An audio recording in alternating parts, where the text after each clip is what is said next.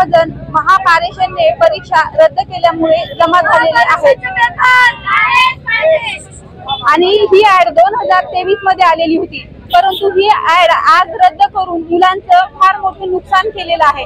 एकतर यामध्ये विवाहित झालेल्या महिला घर सोडून क्लास करण्यासाठी आलेल्या आहेत आणि प्रत्येकाची परिस्थिती असेलच असे नाही आणि हे क्लासला भरमसाठ फीस द्यावी लागते, घर सोडून यावं लागतं आणि हे जर सर्व शासन जर मुलांच्या आयुष्याशी खेळत असेल तर मुलांना आत्महत्याची करण्याची वेळ येऊ नये आणि ही जर परीक्षा नाही झाली तर मुलांचं एज बार होईल, मुलांचं वय निघून जाईल। एकतर 24 ते 35 वर्षाच्या वयाची अट आहे आणि ही म्हणून ही परीक्षा लवकरात लवकर घेण्यात आली पाहिजे।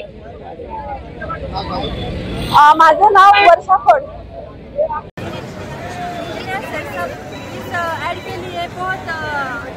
इंटरेस्टेड थे और अचानक से ऐड कैंसिल कर दी है। यहाँ से 4-5 साल से कुछ बच्चे पढ़ाई कर रहे हैं, कुछ मैरिड वुमेन्स है, उनकी 6 महीनों की बच्ची आई छोटी वो छोड़कर इधर पढ़ाई के लिए दूर आई है और इस कंपनी ने अभी 4-5 दिन पहले ये पूरी ऐड ही कैंसिल की। कुछ पोस्ट की पेपर भी मतलब अभी पेपर भी हुए थे 2-4 महीने पहले, वो पूरी ऐड ही कैंसिल की थी। कुछ बच्चों का सिलेक्शन फाइनली हुआ ही था और अभी कैंसिल किया है और उन्होंने ऐड में डोमिसाइल भी नहीं कंपलसरी किया, इसलिए महाराष्ट्र के बाहर के बच्चे भी इससे अप्लाई कर सकते हैं।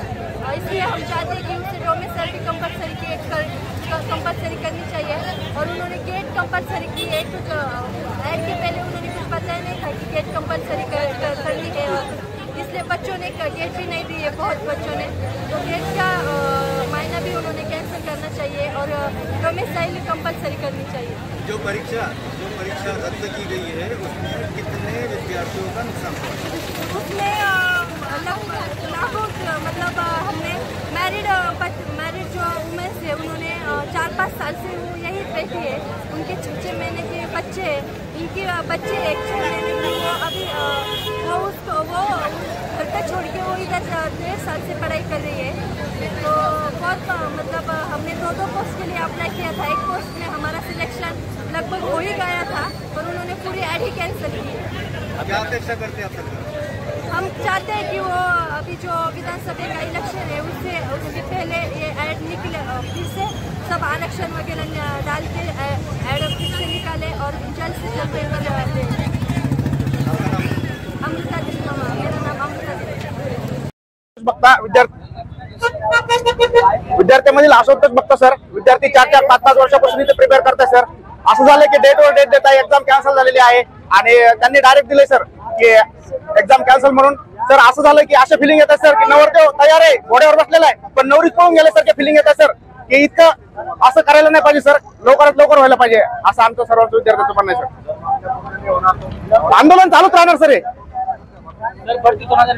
जसे की महापारेषण आणि महाडिस्कॉम आणि जनको MSCB याचा मी तीव्र निषेध करत आहे आणि महाराष्ट्र शासनाचा बी निषेध करत आहे।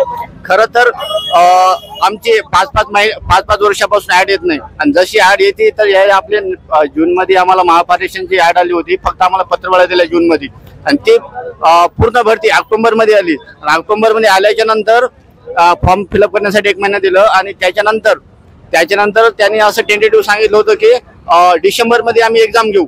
तर त्याच्यानंतर डिसेंबर मध्ये काही एक्झाम घेतली नाही आणि त्याच्यानंतर 21 मार्चला त्यांनी एक डेट दिली एक्झामसाठी आणि ती पण अशी डेट दिली आणि एक्झामच्या 10 दिवस अगोदर त्यांनी आम्हाला एक लेटर दिलं की तुमची एक्झाम पोस्टपोन होत आहे ड्यू टू टेक्निकल रिझन। हा रिझन काय होता आम्हाला कोणालाच माहित नाही आणि त्याच्यानंतर आम्ही अजून 2 महिने वाट बघितली आणि त्याच्यानंतर त्यांनी आता 14 जूनला डायरेक्ट एक लेटर दिलं की तुमच्या जे महापारेषणची भरती आहे पूर्ण कॅन्सल म्हणून।